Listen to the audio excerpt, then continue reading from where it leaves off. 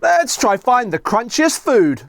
So today we'll be testing the crunchiest foods you can buy. We've got Reese's Puffs, M&Ms, Doritos, even dry ramen. Not only today will we figure out which one has the loudest crunch using a decimeter, but we'll also be measuring which one requires the most force to actually crunch on. So with all that being said, let's get started with the Doritos. So what we've got here is our Crunchometer. You can see as I'm talking, the louder I talk, the higher the numbers go, but if I stop, they jump right back down. Now this will measure how loud we actually crunch the food. So we'll set this up at an exact distance each time when we're trying each one. Just before we move on to our loudness test, I want to see actually how hard it is to bite down on the food, and we'll use this scale here to make a force gauge.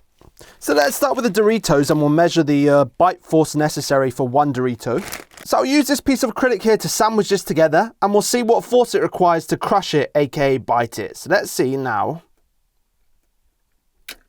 So now we got the force, let's move on to how loud the crunch is.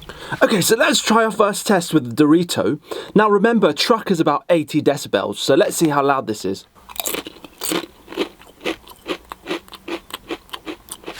So we got a good start from Doritos, getting 66.8 decibels. Let's move on to Reese's Puffs. So up next we've got the Reese's Puffs, and starting again we'll measure the bite force, so we'll just place one on there. So let's go. I think this is going to be quite a lot.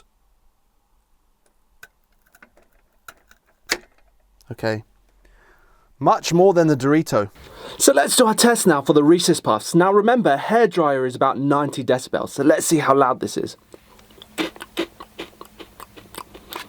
So we got a good result from Reese's Puffs. Interestingly, even though it requires more force to bite down on it, it's slightly less loud than a Dorito. Before we move on to our next test, I want to see if there's a difference in loudness when you open a normal Coke or a Diet Coke, so let's do that now quickly. Starting with a normal room temperature Coke, let's see how loud it is to open. Now let's try the Diet Coke. Now I repeated this test a couple times and got the same results. My hypothesis being that when you open a Diet Coke, it contains no sugar, so it's not as dense as a normal Coke, and the density in the normal Coke absorbs some of the sound waves when you open it. But that's just a guess, so try it for yourself. Next up for our crunch test, we've got M&Ms. So next up, we're going to be measuring the bite force of our M&Ms here. So let's throw one on the old bitometer, the green one. Now let's press it and see the force it takes to bite.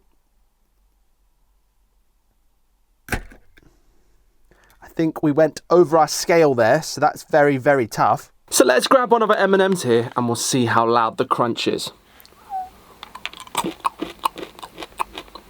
So we saw a good attempt from M&Ms, but it didn't quite match the crunchability of Doritos. Now let's try dry ramen and see if that can win the overall crunch test. So let's put a bit of our ramen on our little force meter here. We'll just put a little corner, as much as we'll bite.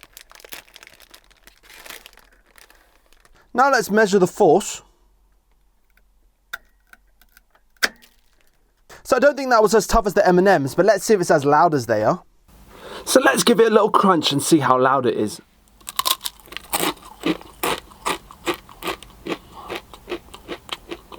Pretty tasty.